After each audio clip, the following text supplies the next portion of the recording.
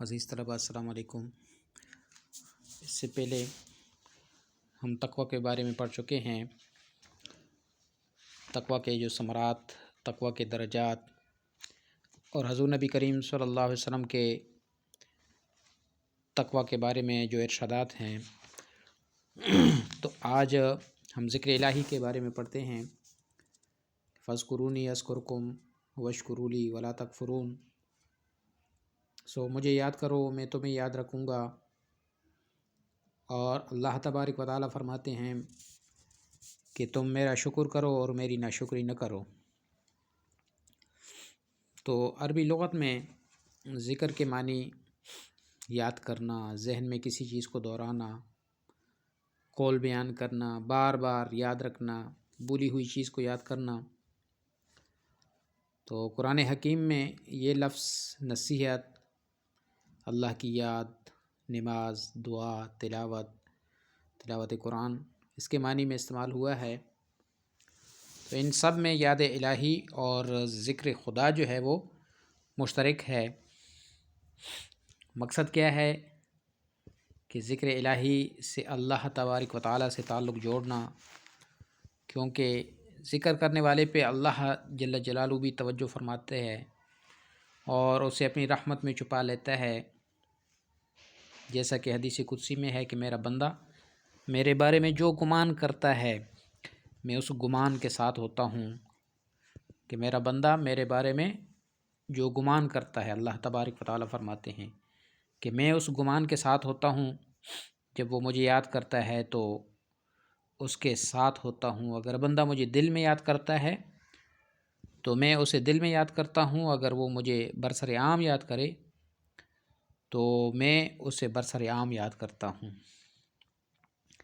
حضور نبی کریم صلی اللہ علیہ وسلم نے فرمایا، جو لوگ اللہ جل جلالہ کا ذکر کرنے بیٹھتے ہیں، فرشتے ان کو گھیر لیتے ہیں، ان کے گرد گھیرا ڈال لیتے ہیں، اللہ تبارک و تعالیٰ کی رحمت ان پہ چھا جاتی ہے اور اطمینان اور سکینت ان پہ نازل ہوتی ہے، اور اللہ جل جلالہ ان کا ذکر جو ہے وہ فرشتوں سے کرتے ہیں۔ تو ذکر کے جو اقسام ہیں، قرآن مجید میں اللہ تبارک و تعالیٰ کا فرمان ہے، وَاذْكُرْ رَبَّكَ فِي نَفْسِكَ تَضَرُّعًا وَخِيفَةً وَدُونَ الْجَهْرِ مِنَ الْقَوْلِ بِالْغُدُوِّ وَالْآصَالِ وَلَا تَكُن مِّنَ الْغَافِلِينَ۔ اور اپنے رب کو یاد کرو اپنے دل میں عاجزی سے، ڈرتے ہوئے اور بلند آواز کے بغیر، صبح و شام، اور بے خبروں سے نہ ہو جاؤ، غافل نہ ہو جاؤ۔ تو ذکر خفی، ذکر جلی، انفرادی ذکر، اجتماعی ذکر، یہ اس کے مختلف اقسام ہیں۔ خفی ذکر سے مراد وہ ذکر ہے جو پوشیدہ ہو، یعنی صرف دل سے اللہ جل جلالہ کو یاد کیا جائے، اس میں زبان خاموش رہتی ہے اور دل جو ہے بیدار اور متحرک ہوتا ہے، اور اسے ذکر قلبی بھی کہتے ہیں۔ اور ذکر جلی سے مراد وہ ذکر ہے جس میں اللہ جل جلالہ کو بالجہر، بلند آواز سے یاد کیا جائے تاکہ سامعین بھی شریک ہوں، اسے لسانی یا زبانی ذکر بھی کہتے ہیں۔ پھر لسانی ذکر کے آگے دو اقسام ہیں، انفرادی ذکر، اجتماعی ذکر۔ جو انسان اکیلا اور تنہائی میں ذکر کرتا ہے اسے انفرادی ذکر کہتے ہیں۔ اجتماعی ذکر زیادہ افضل ہے، کیونکہ اس صورت میں جذبات، خیالات میں یکجہتی پیدا ہوتی ہے، علاوہ ازیں اس سے ذکر کا ایک ماحول پیدا ہوتا ہے، اس سے دوسروں میں ذکر الہی کا شوق اور رجحان پیدا ہوتا ہے۔ حضور صلی اللہ علیہ وسلم نے اجتماعی ذکر کی بہت فضیلت بیان فرمائی۔ آپ سے فرمایا، جس کا مفہوم ہے کہ جب کوئی گروہ اللہ کے لیے جمع ہوتا ہے، ملائکہ ان کو ڈھانپ لیتے ہیں، ان پر رحمت الہی چھا جاتی ہے، سکینت نازل ہوتی ہے، اور اللہ جل جلالہ انہیں اپنی محفل میں یاد کرتا ہے۔ حضرت ابو ہریرہ رضی اللہ عنہ کی اس روایت سے بھی ذکر کی فضیلت ظاہر ہوتی ہے کہ وہ ایک دن بازار گئے تو لوگوں کو دیکھ کر کہا کہ تم یہاں بیٹھے ہو اور ادھر مسجد میں حضور نبی کریم صلی اللہ علیہ وسلم کی میراث تقسیم ہو رہی ہے۔ بازار گئے، لوگوں کو دیکھا، فرمایا تم یہاں بیٹھے ہو اور ادھر مسجد میں حضور نبی کریم صلی اللہ علیہ وسلم کی میراث تقسیم ہو رہی ہے۔ اب لوگ دیوانہ وار بھاگ کر مسجد نبوی میں پہنچے، وہاں کچھ نہ پایا۔ ابو ہریرہ رضی اللہ عنہ سے شکایت کی تو ابو ہریرہ رضی اللہ عنہ نے پوچھا کہ تم نے وہاں کیا دیکھا ہے؟ تو وہ لوگ کہنے لگے کہ چند آدمی یاد الہی میں مشغول تھے اور قرآن کی تلاوت کر رہے تھے۔ چند آدمی یاد الہی میں مشغول تھے مسجد میں اور قرآن کی تلاوت کر رہے تھے۔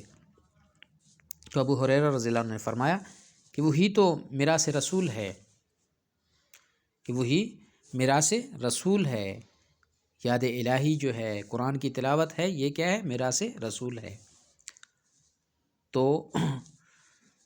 ذکر کے جو مراتب بیان کیے جاتے ہیں کہ صرف زبان سے اللہ جل جلالہ کا ذکر، یہ پہلا درجہ ہے، پہلا مرتبہ ہے، اور یہ ذکر کا ادنا درجہ ہے کہ صرف زبان سے اللہ کا ذکر ہو۔ اس کی بھی فضیلت ہے، فائدہ ہے، ثواب ہے، لیکن اس کا درجہ جو ہے وہ ادنا درجہ ہے۔ اور دوسرا درجہ دل میں ذکر الہی ہو، مگر اسے جبر اور تکلف سے اس کا خوگر بنایا گیا ہو۔ اور تیسرا درجہ دل میں یاد الہی پختہ ہو، بغیر کسی تکلف کے زبان پہ جاری ہو۔ اور چوتھا مرتبہ دل یاد الہی میں اس قدر مشغول ہو جائے کہ زبان سے ذکر کی حاجت نہ رہے۔ اور یہ ذکر کا سب سے اعلیٰ درجہ ہے، وہ صوفیاء کی اصطلاح میں یہ جو ہے یہ فنا فی اللہ ہے، کہ یاد الہی میں اس قدر مشغول ہو جائے کہ زبان سے ذکر کی حاجت ہی نہ رہے، ہر وقت اللہ کا استحضار ہو، اللہ کی یاد ہو، اللہ کا خوف ہو۔ اور ذکر کا حقیقی فائدہ جو ہے اٹھانے کے لیے پھر اس کے چند شرائط ہیں، وہ بھی لازمی ہیں۔ وہ کیا ہیں؟ اخلاص ذکر الہی کے لیے پہلی شرط ہے کہ خاص اللہ کے لیے ذکر ہو، اس سے کوئی اور غرض مد نظر نہ ہو۔ قرآن پاک کی سورۃ مومن آیت نمبر 65 میں ارشاد فرمایا فَادْعُوهُ مُخْلِصِينَ لَهُ الدِّينَ، پس تم اس کے لیے عبادت خالص کر کے اسی کو پکارو، کہ اس کے لیے عبادت خالص کر کے اسی کو پکارو۔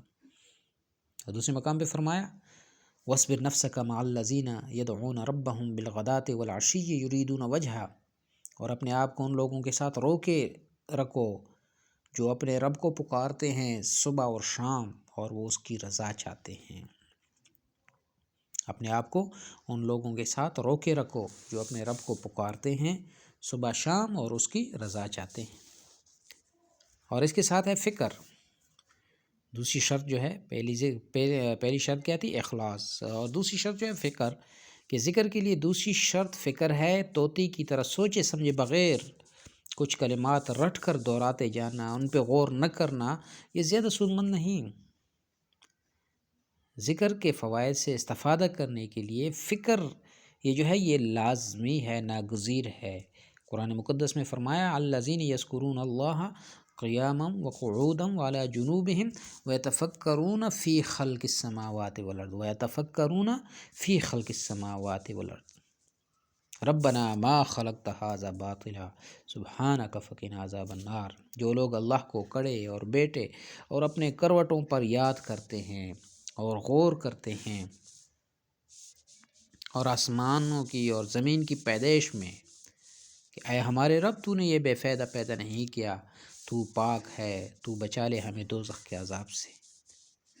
اور قرآن مقدس میں ایک جگہ رحمان کے بندوں کی یہ صفت بتائی کہ جب ان کے پروردگار کی آیات کے ذریعے انہیں یاد دہانی کرائی جاتی ہے والذین اذا ذکروا بآیات ربہم لم یخروا علیہا صما وعمیانا، والذین اذا ذکروا بآیات ربہم لم یخروا علیہا صما وعمیانا، وہ لوگ کہ جب انہیں ان کے رب کے احکام سے نصیحت کی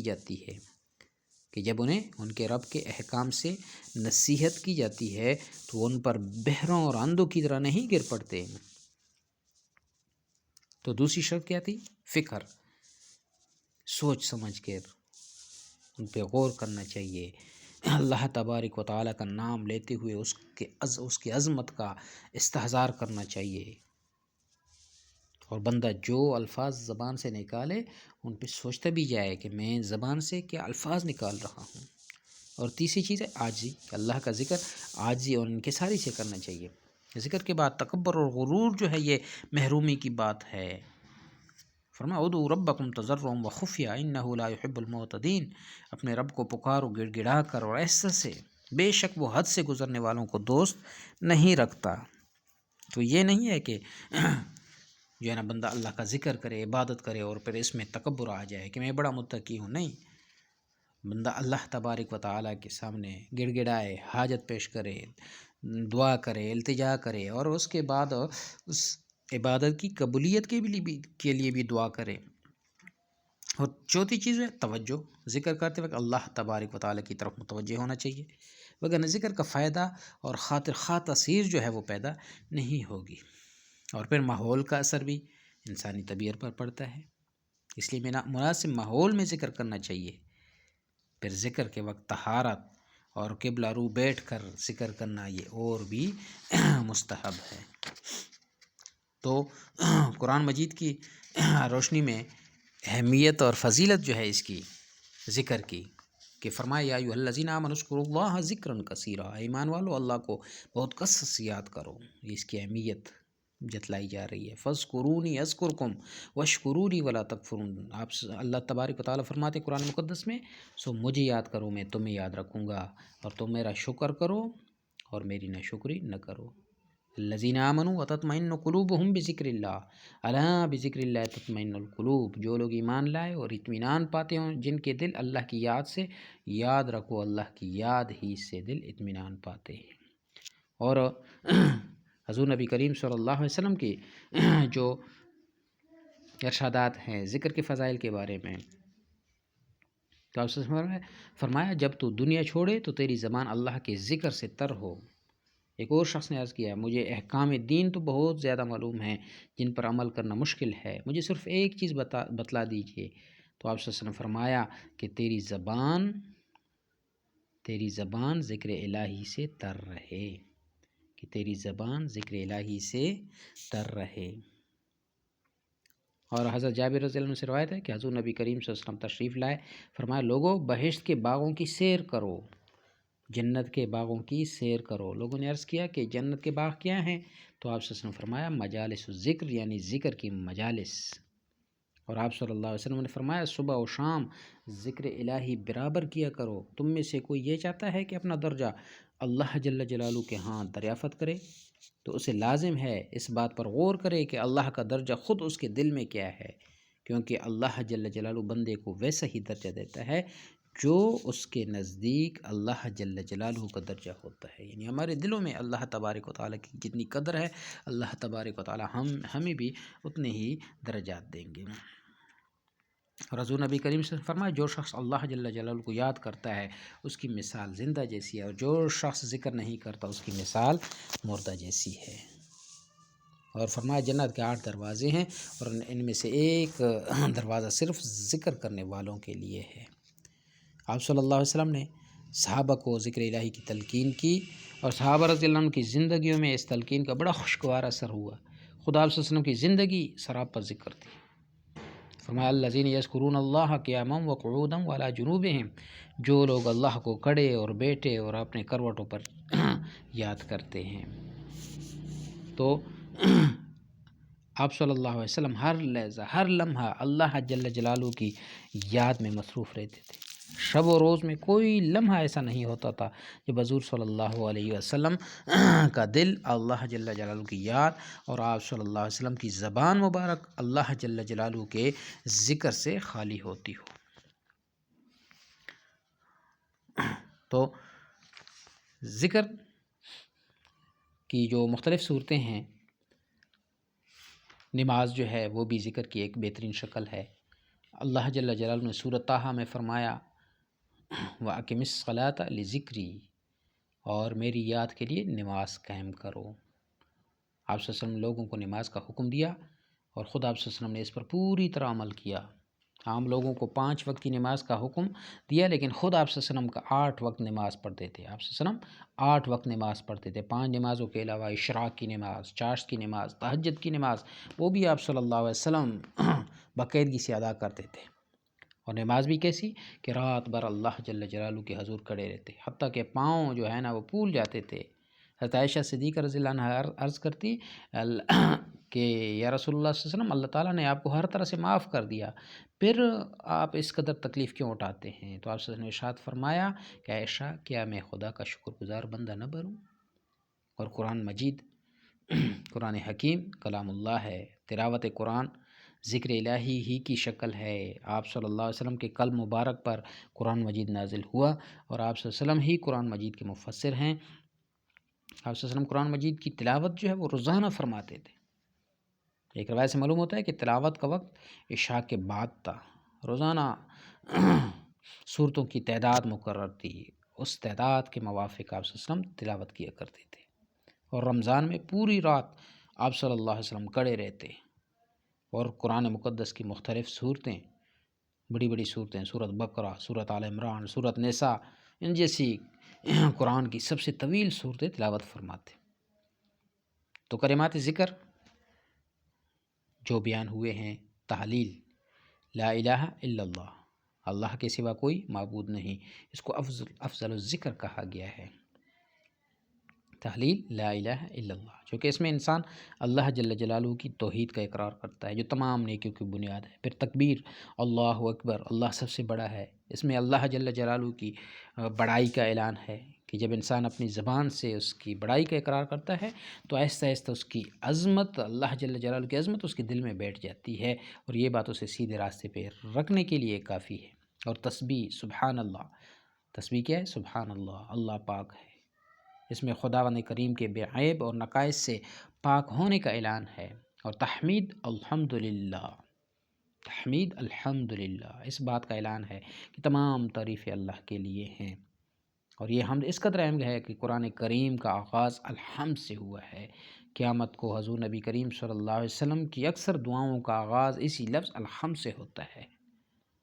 اگر یہ حقیقت دل کی گہرائیوں میں اتر جائے تو انسان اپنے آپ کو اللہ کا فرمانبردار بندہ بنا لیتا ہے۔ اور پھر ہے استغفار، گناہوں سے بخشش طلب کرنا، گناہوں سے بخشش طلب کرنا، گناہ پہ ندامت کے بعد ہی ممکن ہے، اور یہ ندامت انسان کو توبہ پر آمادہ کرتی ہے، اور توبہ سے انسان کی عادت زندگی کی جو ہے وہ اصلاح ہو جاتی ہے۔ استغفر اللہ الذی لا الہ الا هو الحی القیوم واتوب الیہ۔ اور اللہ جل جلالہ کے ناموں کا ورد، اللہ کے 99 ناموں کا ورد، وہ بھی ثواب کا موجب ہے۔ اللہ جل جلالہ کے نام صفاتی ہیں، اگر ان کا زبان سے اقرار ہو تو اللہ جل جلالہ کی صفات انسان کے دل پر گہرا اثر ڈالتی ہیں۔ ارشاد ہے اللہ جل جلالہ کے اچھے نام ہیں، اس کو انہی سے پکارو، اور حضور نبی کریم صلی اللہ علیہ وسلم پر درود پاک صلی اللہ علیہ وسلم۔ اللہم صلی علی محمد وعلی آل محمد کما صلیت علی ابراہیم وعلی آل ابراہیم انک حمید مجید۔ اللہم بارک علی محمد وعلی آل محمد کما بارکت علی ابراہیم وعلی آل ابراہیم انک حمید مجید۔ تو حضور نبی کریم صلی اللہ علیہ وسلم پر درود پاک پڑھنا یہ بھی ذکر میں شامل ہے، فرمان الہی ہے۔ ایمان والو، نبی صلی اللہ علیہ وسلم پر درود و سلام بھیجا کرو، اور مشہور درود ابراہیمی، درود ابراہیمی، اللہم صلی علی محمد وعلی آل محمد کما صلیت علی ابراہیم وعلی آل ابراہیم انک حمید مجید۔ اللہم بارک علی محمد وعلی آل محمد کما بارکت علی ابراہیم وعلی آل ابراہیم انک حمید مجید۔ جو درود ہم نماز میں پڑھتے ہیں اس کا پڑھنا جو ہے نا مسنون ہے۔ اور پھر اس کی ثمرات اور فوائد کیا ہیں کہ اسلامی عبادت کی روح ہے، ذکر الہی جو ہے اسلامی عبادت کی روح ہے، اور اللہ جل جلالہ کا ذکر اگر یہ نہ ہو تو ساری عبادات بے روح اور بے کیف ہو کر رہ جاتی ہے۔ ذکر اللہ جل جلالہ سے بڑھ کر کوئی، ذکر اللہ یعنی اللہ جل جلالہ کے ذکر سے بڑھ کر کوئی عبادت نہیں۔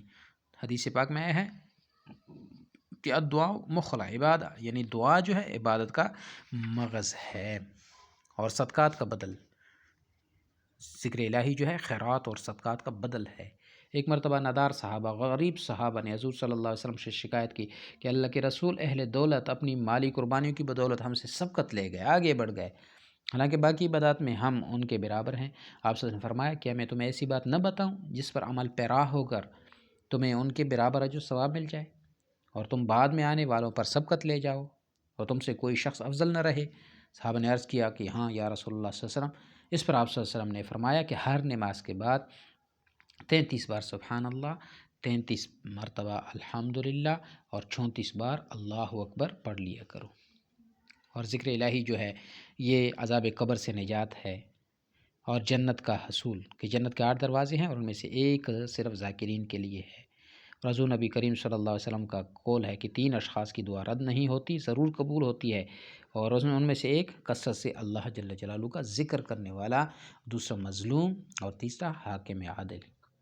اور یہ قلب کی صفائی ہے، دل کی صفائی ہے، ذکر سے قلب کی صفائی ہوتی ہے، گناہوں سے دل زنگلود ہو جاتے ہیں۔ چنانچہ آپ صلی اللہ علیہ وسلم کا ارشاد، ہر چیز کے لیے کوئی صاف کرنے والی چیز ہے، اور دلوں کو صاف کرنے والی چیز اللہ کا ذکر ہے، اور اللہ کا ذکر کامیابی کی ضمانت ہے۔